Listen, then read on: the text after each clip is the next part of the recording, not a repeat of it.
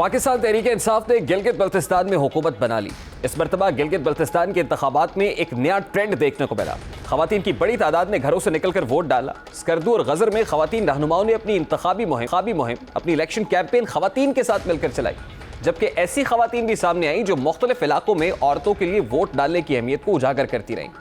पाकिस्तान तहरीक-ए-इंसाफ ने घांचे में एक खातून उम्मीदवार आमना अंसारी को मैदान में उतारा और वो कामयाब भी हुई, जबकि पीपल्स पार्टी ने भी सादिया दानिश को टिकट दिया था। इसकी बुनियादी वजह खवातीन में शरह खानदगी का ज़्यादा होना है। इन इंतखाबात में 46% खवातीन वोटर्स ने शिरकत की, जबकि टर्न आउट में मर्दों की निस्बत खवातीन की शरह ज़्यादा रही।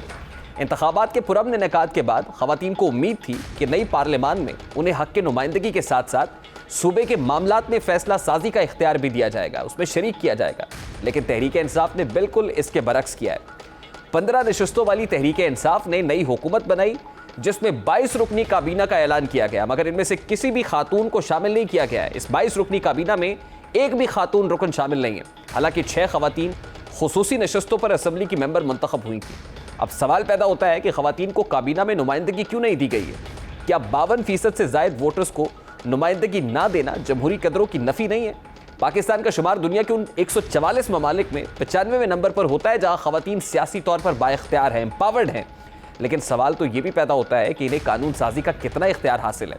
पाकिस्तान तहरीक-ए-इंसाफ की हुकूमत आने के बाद ऐसा महसूस हो रहा था कि इस रैंकिंग में बेहतरी आएगी और ना सिर्फ सेहत, तालीम और माशी तौर पर बल्कि सियासी मैदान में भी हम खवातीन का इजाफी और भरपूर किरदार देख सकेंगे।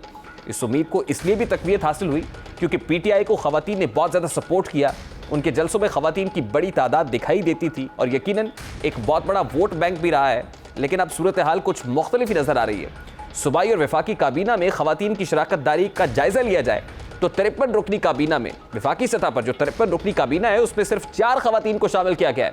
इसी तरह पंजाब के 40 रुकनी काबीना में सिर्फ 3 खवातीन शामिल हैं। बलोचिस्तान और KP की बात की जाए तो वहाँ पर काबीना में कोई भी खातून शामिल नहीं की गई है।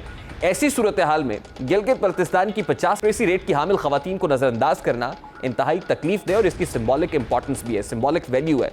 गिलगित के बाइख्तियार खवातीन को काबीना में नज़रअंदाज करना तहरीक-ए-इंसाफ के मफाद में और ना ही इलाके के मसाइल इन खवातीन की मुशावरत के बगैर हल हो सकते हैं। यहाँ पर पाकिस्तान तहरीक-ए-इंसाफ जहाँ एक नया ट्रेंड सेट करने जा रही थी, वहाँ ये ट्रेंड भी सेट करना चाहिए था कि ऐसा जो है सूबा जहाँ पर लिटरेसी रेट बहुत ज़्यादा है, वहाँ पर ख़वातीन को नुमाइंदगी देकर एक नई मिसाल कायम हो पाती और ख़वातीन ख़ुद को ज़्यादा एम्पावर भी महसूस करती। बारकैफ पाकिस्तान तहरीक-ए-इंसाफ हुकूमत के लिए सोचने की बात है और काबीना में रद्द-ओ-बदल तो किसी भी वक्त हो सकता है। ये तो था आज का दस्तक। आपसे मुलाकात होगी इंशाअल्लाह कल। अपना रखिएगा ख्याल। अल्लाह हाफ़िज़।